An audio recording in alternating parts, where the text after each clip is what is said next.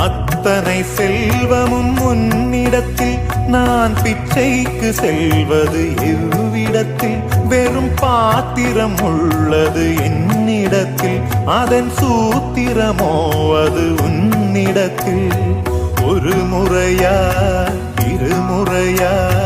பல முறை பல பிறப்பெடுக்க வைத்தாய் புதுவினையா பழவினையா